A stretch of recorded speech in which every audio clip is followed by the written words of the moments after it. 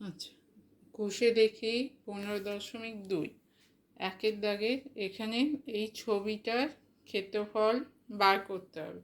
এখানে একটা চতুর্ভুজ দেওয়া আছে ABCD, তার ক্ষেত্রফল বার করতে হবে। ABCD চতুর্ভুজের AD বাহুর দৈর্ঘ্য দেওয়া আছে 9 সেমি, DC বাহুর দৈর্ঘ্য 40 সেমি, আর এটা সমকোণ, আর AB বাহুর দৈর্ঘ্য হচ্ছে 15 সেমি।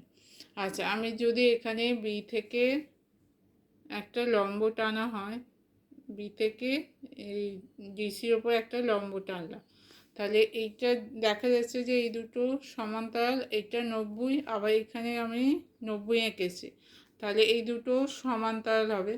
তাহলে বিপরীত বাহুগুলো সমান্তরাল বলে এটা সামান্তরিক হবে। তাহলে এইটা এবি সমান 15 হলে এই যে লম্বটা যেখানে শেষ হয়েছে এইটা হয়ে যাবে 15, এই লম্ব দৈর্ঘ্য হয়ে যাবে 9, তাই এটা হয়ে যাচ্ছে একটা আয়তক্ষেত্র। তাহলে এবিসিডি চতুর্ভুজের ক্ষেত্রফল সমান হচ্ছে ABDE আয়তক্ষেত্রের ক্ষেত্রফল সমান হবে AB গুণিতক AD। তাহলে এবির দৈর্ঘ্য হচ্ছে 15, এই দৈর্ঘ্যটা 15, আর এডির দৈর্ঘ্য হচ্ছে 9। তাহলে এই আয়তক্ষেত্রের ক্ষেত্রফলটা হচ্ছে 15 গুণিতক 9 সমান 135। এবার আমাকে পুরো চতুর্ভুজের ক্ষেত্রফল চেয়েছে, ABCD চতুর্ভুজ চেয়েছে। এই আয়তক্ষেত্রটা বাদ দিলে, ABDE বাদ দিলে আর একটা ত্রিভুজ আছে BEC এর ক্ষেত্রফল। তাহলে ABCD চতুর্ভুজের ক্ষেত্রফল সমান ABDE আয়তক্ষেত্রের ক্ষেত্রফল প্লাস BEC এর ক্ষেত্রফল। আচ্ছা, ABDE আয়তক্ষেত্রের ক্ষেত্রফল বেরোচ্ছে 135।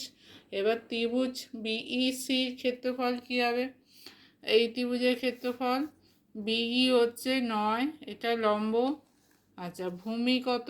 এই গোটাটা ছিল 40, আমার এই দৈর্ঘ্যটা হয়েছে 15, তাহলে বাকিটা হয়ে যাবে 25। তাহলে হাফ ইন্টু ভূমি হচ্ছে 25, ভূমি 25, আর এখানে উচ্চতা হচ্ছে 9, সমান হচ্ছে 225/2।